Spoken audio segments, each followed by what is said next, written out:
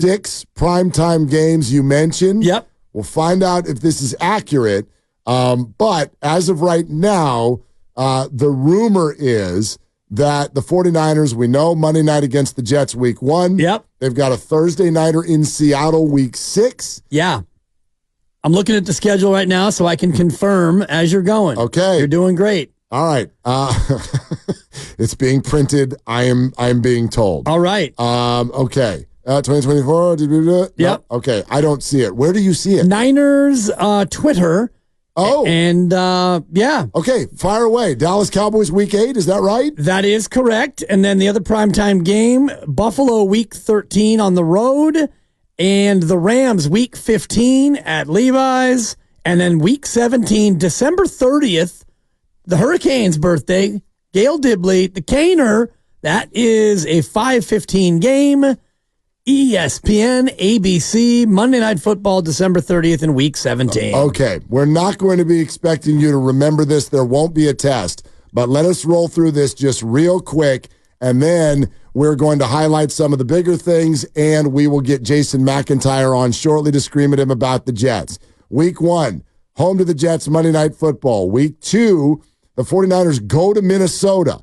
That's Purdy versus Darnold. Week 3, they're at the Rams. It's going to be crazy. Week 4, Patriots come to Levi's. Week 5, Cardinals come to Levi's. Week 6, Thursday Night Football in Seattle. You know about Week 7, Kansas City Chiefs will be at Levi's on a Sunday. Week 8, Dibs just mentioned it, Sunday Night Football, Dallas Cowboys here at Levi's. Week 9, bye week. Got the whole week off. Week 10, at Tampa Bay. This is November 10th. Week 11, the Seahawks will come here on a Sunday as we head toward Thanksgiving week. Speaking of which, the 49ers, when we get to late November, will simply have a Sunday game. They will be at Lambeau Field week 12. Week 13, they are at Buffalo. That's Sunday Night Football again. Then the Bears come to Levi's week 14. Week 15, the Rams come here to Levi's Stadium. Week 16 is when they go to Miami to take on the Miami Dolphins. Week 17, that's the Detroit Lions. That's Monday Night Football. And then they finish at the Cardinals week 18. Yeah, there you go. That's the look real quick at the 2024 season schedule for the San Francisco 49ers, and we're going to get a little deeper into each of them week by week. I love that. And first blush takeaways, bye week is perfectly positioned at week 9. You've got 8 games before, you've got 9 after. The real rugged, quote-unquote, road trip would be at Green Bay, at Buffalo. That would be one where you might stay back east, and that's, pack your cold weather gear, late November at Green Bay, and then at Buffalo, December 1st. And then the other one that's really intriguing is that spot where you've got 10 days between the Rams and the Dolphins. So you do have to travel to Miami, late season, weather not a huge factor. You might get some rain, but at least you have a 10-day break between the Rams and the Dolphins, which sets you up for a tough stretch with Detroit as well late in the year. All right, let's dive right in week by week. We start with week number 1, the Jets coming to town, Levi's Stadium, Monday night to wrap up week 1. Joining us to take one on the chin because the Jets are going down is our buddy Jason McIntyre, FS1, live here on 95.7 The Game. Hello, Jason. How you been, buddy? I'm great. I'm waiting to bet the Jets money line and with the points against the Niners in week 1. I can't wait. Should be a great game. Wait a minute. Did you say money line or with the points? Those things are right in one another's face, Jason. I said both. Jets are winning this game and covering. I love it. Listen, let's be real. As long as Aaron Rodgers doesn't talk about vaccines or Ukraine or Tucker Carlson, we should be fine. Just, let's focus on Breece Hall. Let's strap in with Mike Williams. I mean, you got to love this new offensive line. I'm being serious. I looked at the schedule for the Jets. It looks to me like.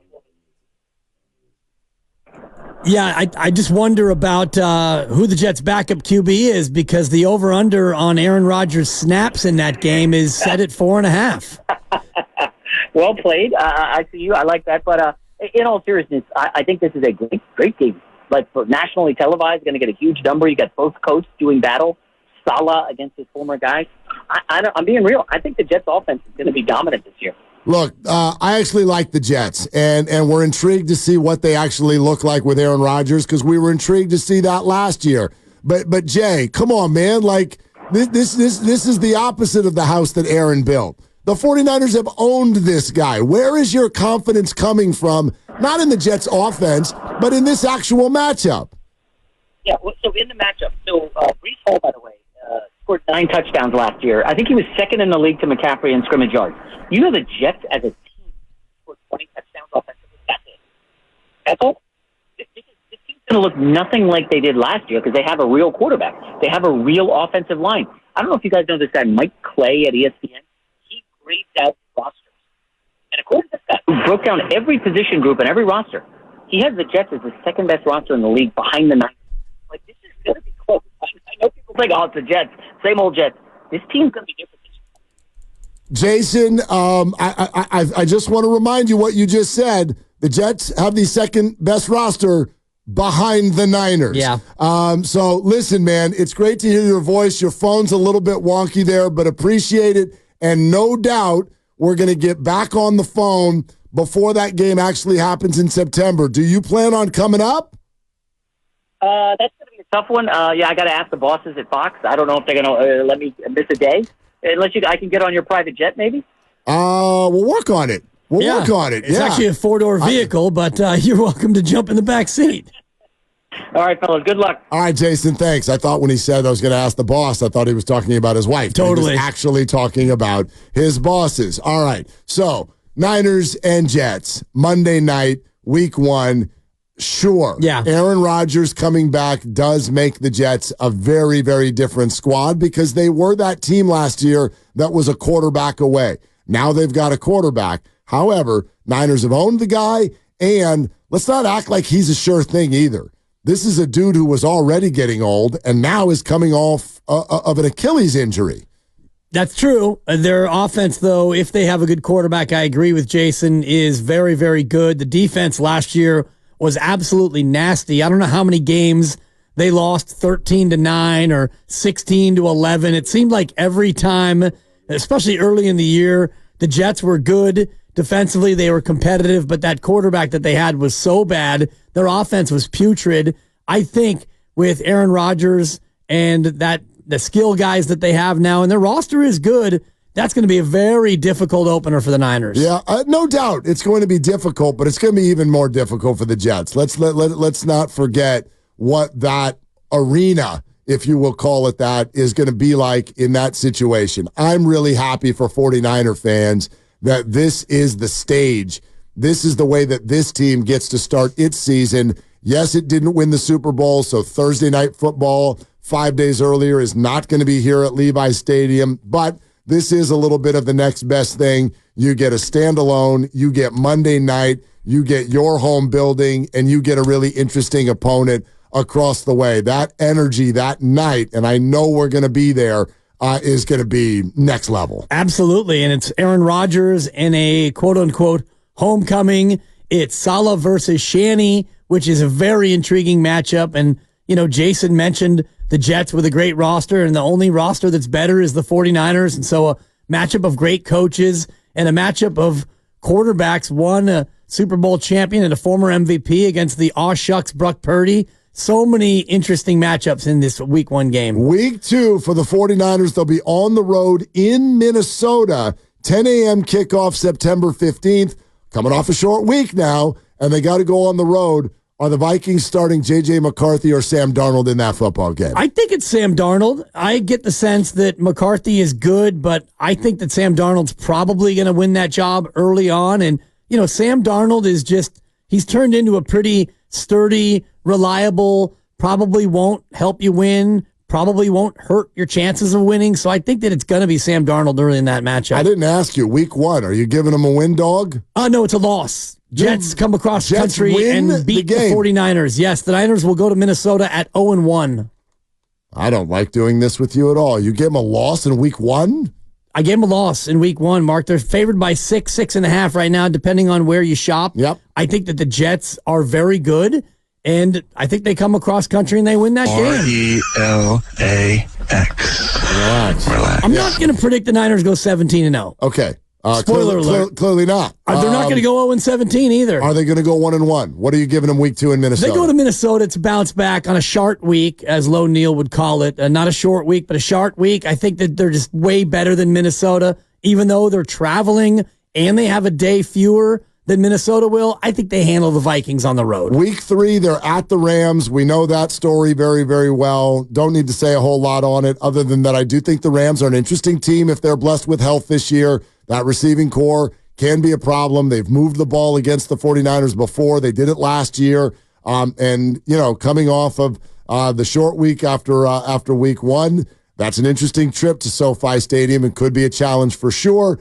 Your survivor pool game for me, if you want, the Niners week 4, when Drake May and the New England Patriots come to Levi Stadium week 4, that one's a W for sure. No doubt. And I think they start to hum by going to L.A. and winning a tight one against the Rams. And, the Rams are good. They've got a couple of great receivers and a quarterback who may be on his last legs. But something about Shanahan v. McVay. Shanny always seems to have the upper hand most of the time in the regular season. Most of the time, yeah. And then we got a couple division battles.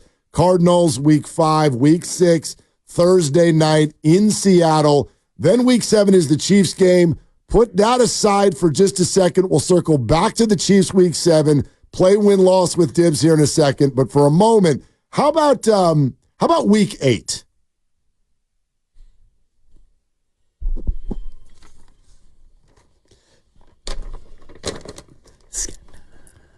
Oh, that music.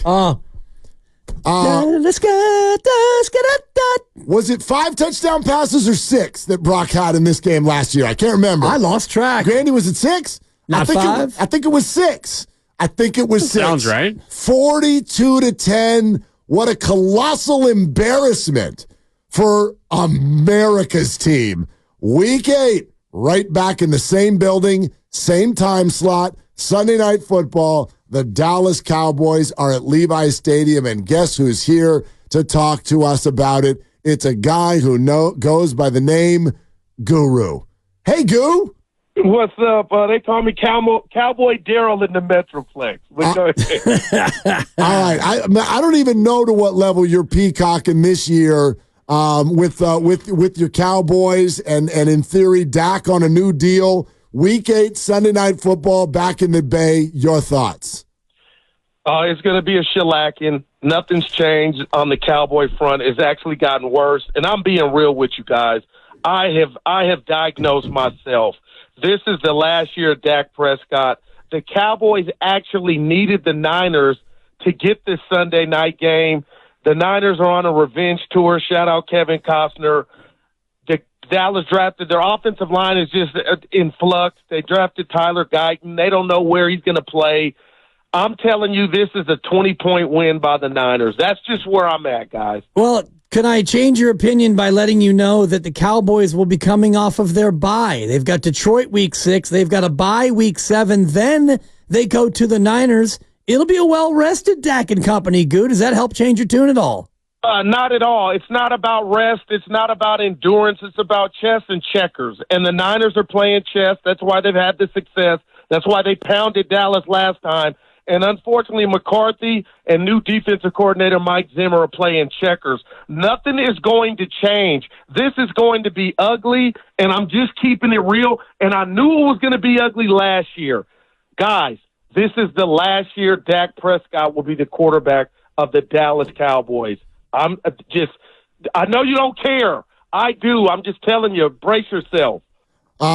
Boy, Goo is down on the Cowboys. It's over. Yes, it's over, Mark. I mean, by the way, Willard and Dibs, 95.7 The Game. This is our schedule release party in the NFL. Just 15 minutes ago, the entire schedule came out for all teams. We're going game by game with special guests. The Cowboys will be here week 8 for Sunday Night Football, and we're talking to our guy, Goo. Man, you are like, I mean, I've never heard you like this about your team, except for when you gave up on the Pirates a couple weeks ago. Well, I'll tell you what, and I appreciate that. I'll tell you what, I am ready to sacrifice a season. Listen, a season to get 4 out of there and that coach. But if the 4 is out of there and Dak, I'm ready for the new era. Shout out baseball hats. I'm telling you, Mark, I'm done. 27-0 at halftime in the playoff game when everything the week before went your way to get a home playoff game and a Jordan Love comes in, it's over. And Dibs, I know Willard doesn't want to play your game, and you guys aren't asking, and my time's almost up. The NFC champion, I love this game, Dibs. The NFC championship will be Rams at Niners. Just put that in the cap. Put that in the cap. Yeah, that's the time capsule is what we like to put that in. Granny, go ahead and mark that. Put that one's interesting. In the cap. So Cowboys don't even make the playoffs then, Goo? Who wins the East? Is it still Philly? Is it Motown Philly back again? Dallas may win they're going to win the division with probably 10 to 11 wins. That won't bring me back. It's bigger than that. You can't even get to a effing championship game. You can't even beat Garoppolo at home, Dak. You can't beat Brock Purdy. It's like, when does it end? Jerry Jones, I'm going to commend the Jones family. They could have extended Dak like Jared Goff. They said no.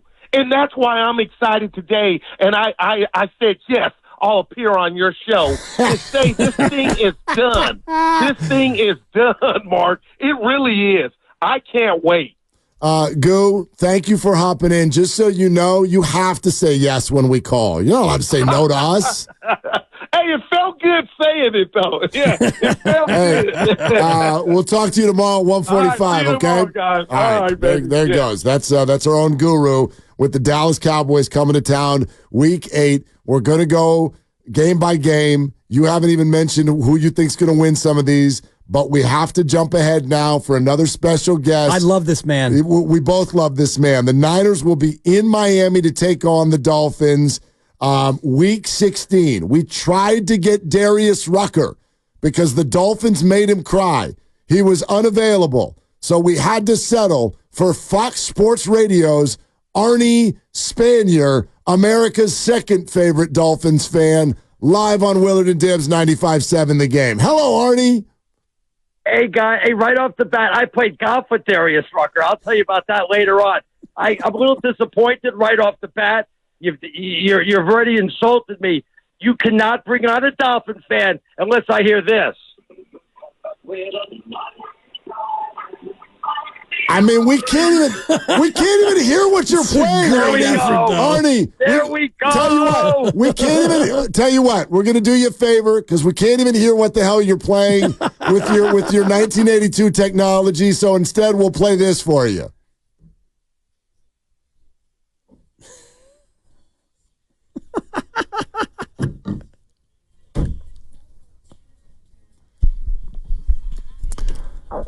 I wish I could see you right now because if there's any of my friends, who have moves, it's you, Arnie.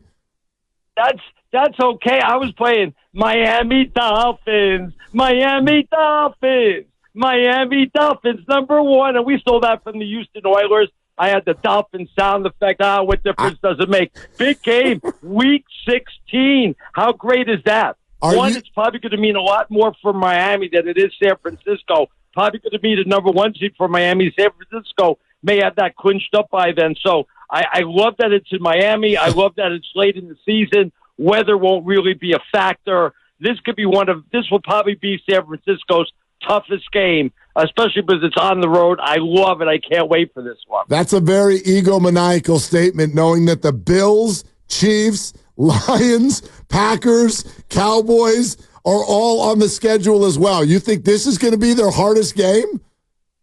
Was I stuttering?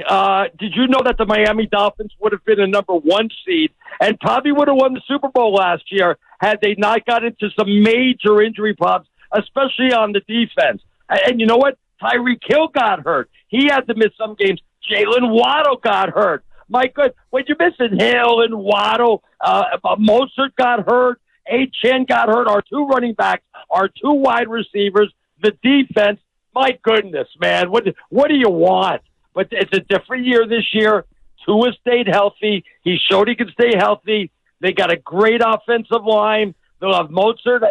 He was fantastic last year. You guys know a lot about him. Achane's the next superstar running back in the NFL. Not good running back, not great running back, superstar running back in the NFL. And with Hill and Waddle, did I mention our third wide receiver is some bum called Odell Beckham Jr.? Oh, yeah. Whoa. Try to keep up with us. Try, I dare you. Does he come with a time machine and a flux capacitor, Arnie? And I'm looking at your schedule. Your last 6 opponents in succession are all playoff teams from a year ago, including 2 bouts with the Jets. I'm afraid your team is going to be beleaguered, battered, and bruised by the time the Niners march in and win by double digits again. Okay, you act like the Jets are some. The Jets. Wow, I'm supposed to be worried about them. They got a quarterback that's like older than I am. He's in double ARP.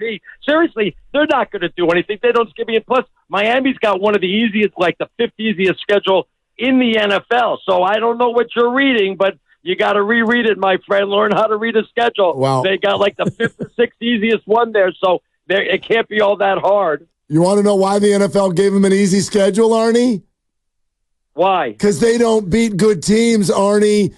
Tell me that, I can't believe the swagger you have off of last year. When was the last time they beat a good team? Because it wasn't last year. Yeah, last year was tough for teams that were over 500. It just absolutely killed me. And then out of all things, we have to go to Kansas City for the playoffs when it's like negative 100 degrees. It made Alaska look like Hawaii, like Alaska's like, come on out, it's no problem here. It was people had limbs amputated, and we're playing football in that weather like we even had a chance. And the whole end of the season went right downhill with the injuries and playing in like sub-zero weather, playing in Antarctica. It was just ridiculous, but that's why I'm so optimistic. I can't believe you're getting 22-1. You should put some money down on Miami, buy yourself a nice house up there, you know?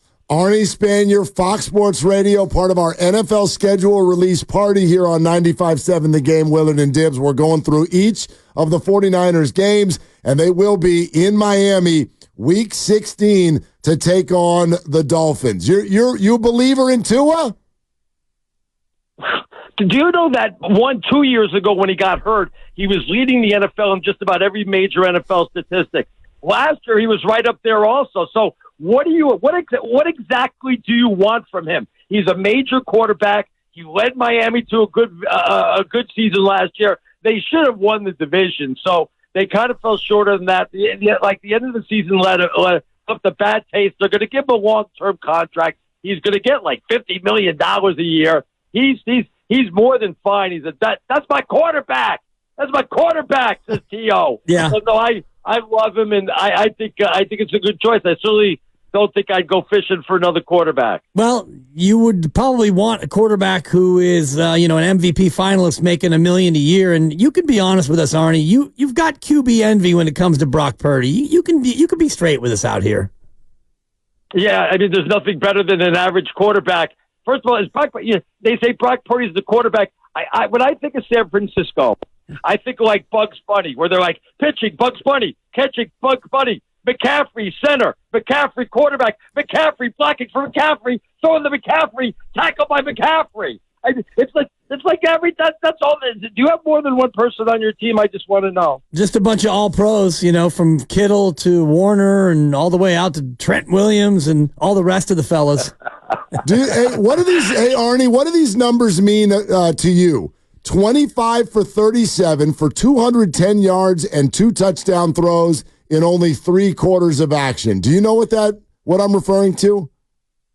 No, I don't. You could tell me. Okay, that would be Brock Purdy's line against the Dolphins in his first ever NFL game that launched him into stardom. Oh, I remember that. And you know what's so funny? I remember watching that game, and when he came in because there was an injury, and I remember telling my friend Plank, or my partner Plank on the air, said, I can't believe we lost to some guy. He didn't even go to a real college. He went to Iowa State, for crying out loud. I was so distraught over that this guy came in. And his first game was against the Dolphins that beat us. I'm like, I'm just sick to my stomach over it. I do remember Tua throwing 2 picks in that game. Yeah, we don't have to relive that game. That's not why you had me on today, is it? I'm just curious. No, that's totally why we had you on. And we're going to get the relive of it on December 22nd to when the Niners go to Miami and do it again by double digits. First of all, again, it's on the road, so you know what it is. San Francisco going on the road, cross country, and like I said, it's going to mean a lot more for the Dolphins. Dolphins are going to have the division in sight, the number one seed in sight, just like they did last year, except they had major injuries. This time they're going to be at home. It's not going to be negative 115 degrees outside, so that's going to be well. It's not going to be in San Francisco where it's like a 32-degree day and it's raining and miserable and everybody's just miserable outside. You're like, it's just San Francisco. That's not going to happen, so I'm fine with it. I bet you the Dolphins are favored in that game. Well, we'll talk to you when it gets closer, Arnie. Yeah. But I won't talk to you on Sunday, but I'll talk near you, okay? Thanks for hopping on. You guys are great. Take care, man. I'll speak to you later. Go Dolphins! Yeah, he got one in on us. He sure did. You dumped that, Grandy. Man, he showed us at the buzzer. Week 16 will be in Miami, but don't fret. The Niners do come back home for Week 17. Guess what? It's the night before New Year's Eve, and it's a Monday night, and the primetime lights of Levi's will be alive again.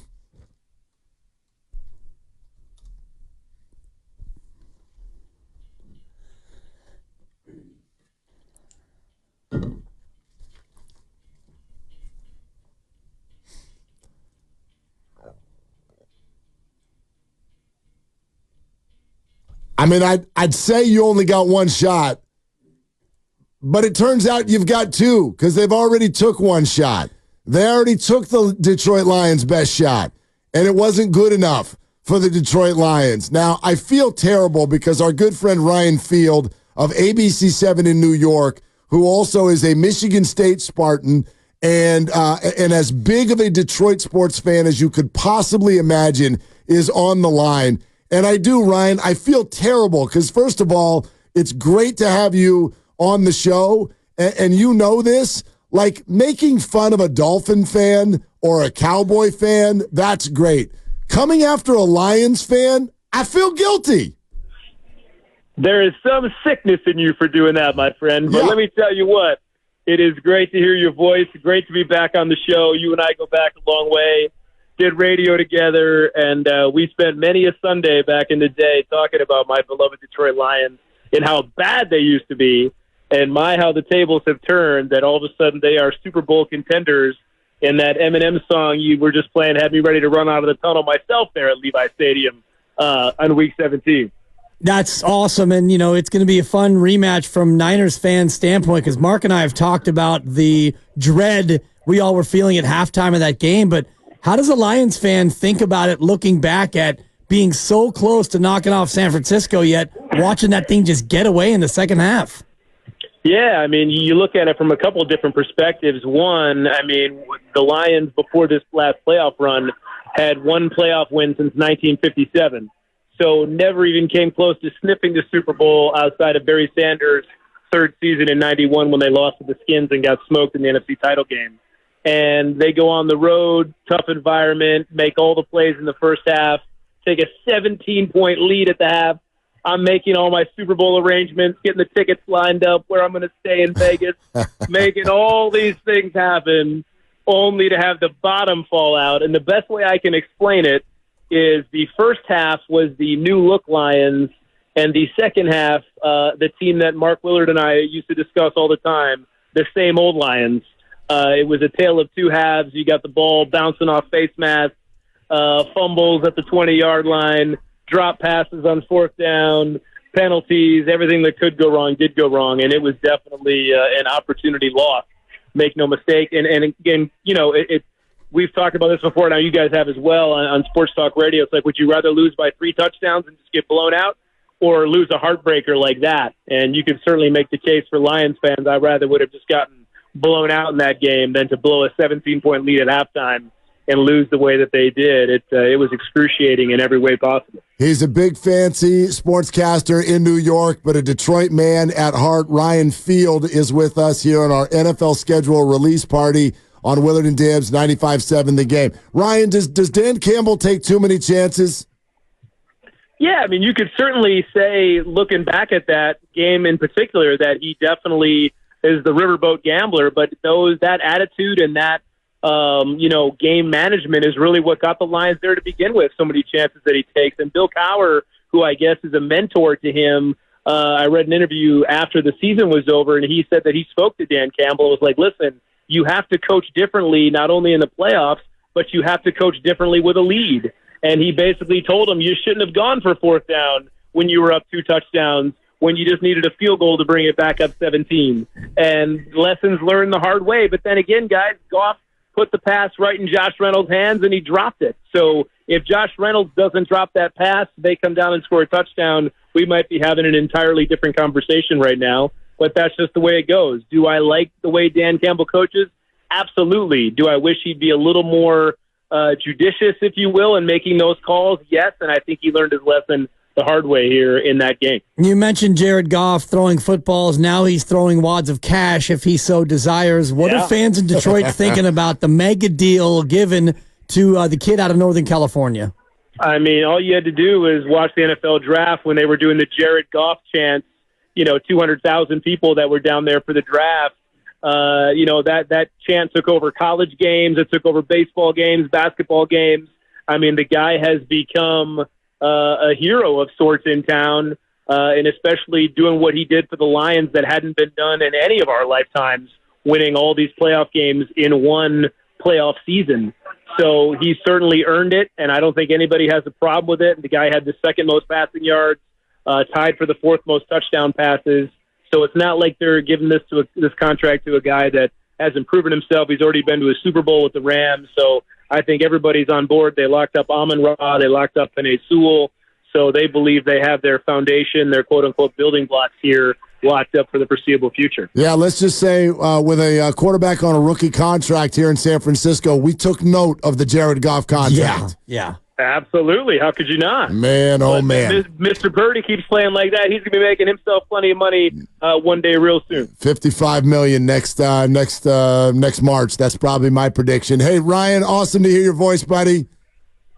Always a pleasure, guys. Take care. Thanks, Ryan. There goes our friend Ryan Field all over Detroit sports. The Lions will be here for Monday Night Football, Levi's Stadium, Week 17. Okay, let's circle back, if you will. We were only 2 games in on your win-loss special. Yeah. You've got the Niners losing Monday Night Football Week 1 to the New York Jets. I'm still ticked at you about that pick, but you have them coming back with a win in Minnesota Week 2. Week 3, SoFi special. Make some noise. The place will be red. The Rams host the 49ers. And it is the Rams, and for the YouTube audience, I am using air quotes because it is the Rams' home opener. It's their home opener as well. They play 2 on the road, then they go home, and there's no place like home when you're the 49ers and you go to L.A. The Niners beat the Rams at Levi's South to get to 2-1 after a hiccup in the opener. Okay, Week 4 to Levi's Stadium, the New England Patriots. New look Patriots, no more Belichick, and a very young quarterback, presumably, at Levi's for Week 4. It's a rebuild for New England, and that, to me, is a classic Levi's beatdown. You go from a home game in L.A. back home, and really, this is kind of a nice stretch for the 49ers where you play in L.A., and then back-to-back games at Levi's. The Niners starting to roll now. They get to 3-1 easily over New England. Okay, and then, in theory, a game where they're a big favorite again the very next week. Now, they're the new-look Cardinals, got a whole new receiving core and whatnot, but the Arizona Cardinals on October 6th come to town on October 6th, and it's week number 5. And I love calamari as a nice appetizer. Delicious. And dipped in a little aioli, but I don't love Kyler Murray. So calamari greater than Kyler Murray. He doesn't come to Levi's and get the win. And it could be a Josh Dobbs versus Kyler Murray matchup. Something tells me Dobbs' revenge game. Don't say that. Dobbs will play in that game because the Niners will be up by 30. Okay, as long that as it's to me the is fourth quarter. Ottoman City. The Niners really starting to look dominant, get to 4-1. Okay, so you got the Niners at 4-1. First quadrant, if you will. I know it's not perfect anymore, 17 games, but you've got the Niners at 4-1.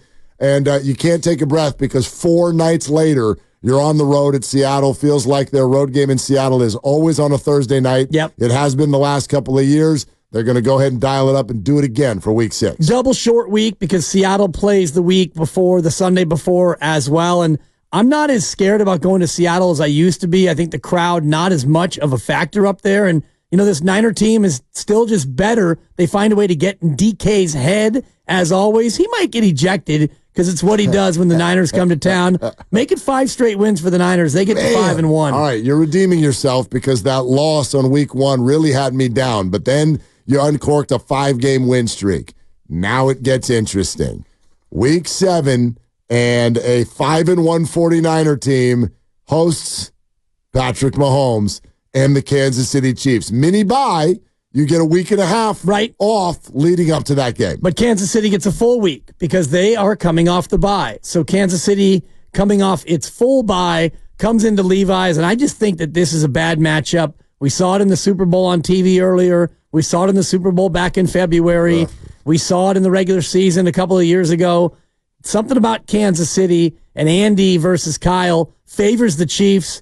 They come to Levi's and they get the win off their bye. The Niners fall to 5-2. I want to point out the travel thing that you mentioned. SoFi is week 3. Week 4 is home. Week 5's home. Quick trip up to Seattle. Yeah. And then 2 more home games followed by a bye. Yeah. So very restful first half of the year outside of the trip to Minnesota for the 49ers. After the Chiefs come to town, 1 week later, Sunday Night Football, Dallas Cowboys, you've got them at 5-2 coming into that game. And coming out of that game, 6-2. I got them at 5-3, Mark. Whoa! It's a scheduled loss for the 49ers, much like it was last year. Dallas is coming off its bye, as I mentioned. So you've got the Chiefs off a bye. The very next week, Dallas off a bye. Additionally, the Niners are heading into the bye. And we saw it last year. The mentality of going into a bye sometimes softens you up. I don't think that the Cowboys are necessarily better, but in this schedule spot, arrested Dallas against a Niner team playing its 8th game in 8 weeks, including, this would be 4 games in 3 weeks with the Thursday Nighter. They go into the bye limping at 5-3. I can't see it. Yeah, thank you. Neither can I, and I won't. Even if I saw it, I refuse to see it. I'm closing my eyes. You can't make me look. Week 10 coming out of the bye at Tampa Bay. It's a great spot to travel across the country, and Tampa Bay is a team that is going to be a little bit up and down, and I like the Niners coming off the bye, going to Tampa. The first real long trip since week 2 at Minnesota. They handle Tampa coming out of the bye to get to 6-3. Right back home for the Seattle Seahawks for week 11. Bad matchup for the Seahawks, especially here at Levi's. That's a win. You're 7-3. Okay. Now it starts to ramp up again and get a little chilly. Lambeau Field, the frozen tundra, Green Bay, Wisconsin. Week 12 at the Packers. Brock Purdy does not do well with a wet ball, let alone a frozen ball. Green Bay looking for revenge. Green Bay gets revenge. That's a loss at Lambeau. And then right the next week, they stay out east and they stay in the cold at Buffalo. Buffalo does not have any wide receivers on their team, but they do have Josh Allen. They do, and as of now, that's a game I'm going to be going to, and I need to bulk back up to avoid the freeze. And this is not a good spot for the Niners on a 2-game road trip in cold weather cities. They lose at Buffalo, Mark. 7-5. 7-5 at this point. 7-5. Yeah. All right, back home December 8th, week 14. Caleb Williams. Shut up, Luke. Caleb Williams and the Chicago Bears. They fatten up on Chicago. That team is not ready to beat the Niners. Hear that, Luke? Caleb Williams throws 3 picks. Good. I hope he does. Okay. Yep. All right. Week 15, Rams at Levi Stadium. Rams coming off of a game against Buffalo, which is going to be difficult. The Rams are going to be softened up. The Niners are going to win that one at home. Okay. So you got the Niners at 9-5. Yep. 3 games to go. Here's the Arnie Spanier special at Miami. Predicted a double-digit win in our interview with Arnie. I'm sticking with it. You get to 10-5. You're starting to roll now. Okay, you're on a winning streak, and then you get the Monday Nighter on December 30th back at Levi's against the Detroit Lions. Extra day of rest. Detroit leads by 3 touchdowns at the half. Niners still win that game. Okay. It's a carbon copy, kids. You got them. So they're at 11-5 now. Have they clinched the division? Probably. Have they clinched the bye? I don't think so at 11-5. They may need to beat Arizona in Week 18. And do they? They do. They are at Arizona. They end the year with a 5-game win streak. They go 12-5, and I'm not sure if they get the 1 seed. It may come down to the tiebreaker. 12-5 with 2 separate 5-game win streaks. Correct. And back-to-back losses in Week 7 and 8 and Week 12 and 13. All right. 12-5, Mark. I want to make you a promise right here. Do it. On the show. If that happens exactly the way you just said it, I'll give you $1,000. If I go 18 for 18? I give you $1,000.